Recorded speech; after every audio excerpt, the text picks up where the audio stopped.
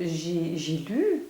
que tout un chacun même peut apprendre cette homéopathie sensitive et je me demande comment c'est bien possible de pouvoir arriver à faire ça en peu de temps. En fait, la difficulté en homéopathie n'est pas d'arriver à ce résultat. Ce qui est plus difficile, c'est une fois qu'on a pu tester un remède, un nombre de dilution, dynamisation particulier, c'est ça que j'apprends en premier. Tout le travail qui suit, c'est après un travail de recherche pour comprendre pourquoi ce remède, pourquoi dans ce nombre de fois de dilution, dynamisation. Donc le travail de recherche est à la portée de tous. La compréhension demande évidemment un investissement supplémentaire après, parce que sinon on en arrive au même stade que je prends un médicament et je ne me pose pas de questions, je ne lis même pas les effets secondaires, voilà, je prends ma pilule et c'est bon. Donc je pourrais dire je teste mon remède, ma dilution, ma dynamisation dans un nombre particulier de fois, et voilà, c'est bon, et je peux laisser faire ça. Mais du coup, je vais perdre tout le bénéfice conscient de l'évolution que j'ai à faire avec le remède et l'information que je viens de découvrir. Donc effectivement, on peut apprendre à tester pour soi-même, on peut apprendre à tester pour ses proches qui sont en difficulté, parce qu'en fait, ça c'était un de mes grands rêves, quand je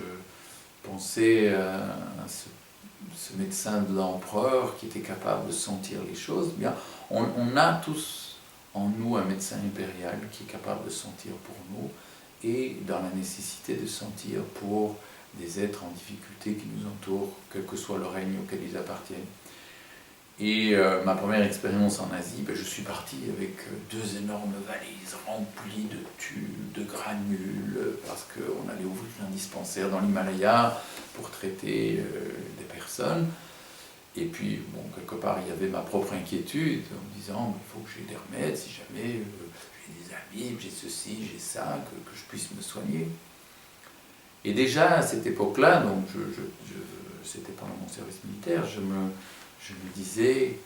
oh, qu'est-ce que ça serait magnifique si on pouvait voyager en ayant tous les remèdes, toutes les dilutions, toutes les dynamisations, mais sans devoir porter des valises aussi lourdes et payer des taxes supplémentaires d'aéroport pour le surpoids. Et en fait, le charme, c'est ça. C'est qu'en fait, on a en nous la mémoire de l'évolution, donc on a en nous les informations de toutes les formes de vie qui ont existé depuis le Big Bang et qui existent toujours pour certaines, y compris donc celles qui ont disparu, et que donc par par le test, on peut aller voir quelle est l'information dont on a besoin dans un moment particulier. Après, peut commencer une réflexion, et ça c'est ce que j'enseigne après, donc j'apprends aux gens à réfléchir sur les informations qu'ils ont testées pour eux-mêmes, donc le pourquoi c'est un remède astral, un remède minéral, un remède microbactériaux, viral, pourquoi c'est un remède végétal, pourquoi c'est un remède animal, pourquoi c'est un remède humain, pourquoi c'est un remède spirituel, pourquoi, comme en homéopathie classique, il faut symboliquement le diluer, le dynamiser, même si en homéopathie sensitive on ne va plus le faire matériellement, mais on aura quand même un nombre de fois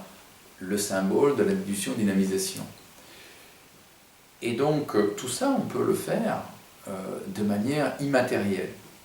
Alors ça peut paraître un peu du Star Trek, mais ça fait maintenant plus de 20 ans que j'expérimente cela dans ma pratique, et où je vois des réactions instantanées, surtout chez les personnes qui sont dans l'urgence, qui sont dans une grande souffrance, dans une grande difficulté, parce que quand on est dans une grande souffrance, une grande difficulté, eh bien, du point de vue des neurosciences, on a plus facile à s'ouvrir à une information nouvelle, inconnue, que si on est dans une zone de confort plus plus grande, et où alors on aura le réflexe mental d'aller chercher dans ce qu'on connaît déjà. Donc ce qui est pour moi extraordinaire dans l'homme-cham, c'est qu'elle permet d'accéder à des informations qui ne sont pas dans les matières médicales, d'accéder à des dilutions dynamisation qui n'existaient pas encore, que j'ai mis au point, que j'ai expérimenté pendant 20 ans, mais qui aujourd'hui, avec les nouvelles directives européennes, ne peuvent plus être utilisées. Donc soit tout ce savoir allait disparaître, soit il fallait tout simplement passer à un autre niveau de fonctionnement. Et c'est ce que, avec le CHAM, je propose, c'est de passer d'un niveau matériel où on prend des extraits des 5 règnes principalement, auxquels on a le plus accès, puisque c'est difficile d'aller chercher un extrait de Mars ou un extrait de Vénus ou un extrait d'un être spirituel. Mais on peut travailler avec cette vibration intérieurement et la personnaliser, l'individualiser pour soi-même au moment précis où on en a besoin ou pour autrui en fonction du besoin d'autrui. Donc si je comprends bien, les personnes qui viennent à vos cours d'homéopathie sensitive prennent conscience de l'évolution, prennent conscience de l'évolution en eux, prennent conscience des possibilités de devenir un être humain à part entière, à trouver là où ils sont coincés pour pouvoir donner plus de lumière intérieure au monde. Et en apprenant à le faire sur eux et sur les personnes du cours, vont devenir capables de le faire chez eux. Donc on peut de là imaginer qu'une maman pourrait traiter ses enfants quand ils sont malades, qu'une personne hospitalisée pourrait s'auto-donner des remèdes, qu'un voyageur pourrait pourvoir à l'urgence. C'est ça que vous voulez dire et que vous êtes déjà en train d'expérimenter? Vous avez déjà des témoignages? Alors effectivement, moi mon grand souhait c'était de faire de la médecine préventive, donc d'intervenir tout de suite quand il y a un stress qui pourrait découler sur une maladie pour éviter de devoir déclencher une maladie qui entraîne encore d'autres stress, etc. Donc effectivement, l'homme-cham permet à toute personne qui en a appris l'usage, quelle que soit la situation difficile dans laquelle il se trouve ou dans laquelle se trouve un de ses proches, de pouvoir l'aider. Donc une maman qui se promène avec son enfant, l'enfant tombe, c'est un stress, elle peut tout de suite tester un remède pour son enfant et lui donner. Ce n'est pas de la médecine puisqu'il n'y a pas encore de maladie, donc on ne peut pas dire que c'est médical, mais pourtant c'est une application de l'homéopathie et c'est pour ça que je dis sensible parce que c'est dans le moment où la sensibilité est la plus blessée, la plus exacerbée, où on a mal parce qu'on vient de tomber, parce qu'il vient de nous arriver une mauvaise nouvelle, qu'on a le plus besoin d'une information pour rééquilibrer notre énergie vitale. Alors ça, c'est quelque chose que je fais quotidiennement depuis toujours pour mes proches, mais aussi pour les patients, et ceux qui ont appris à le faire,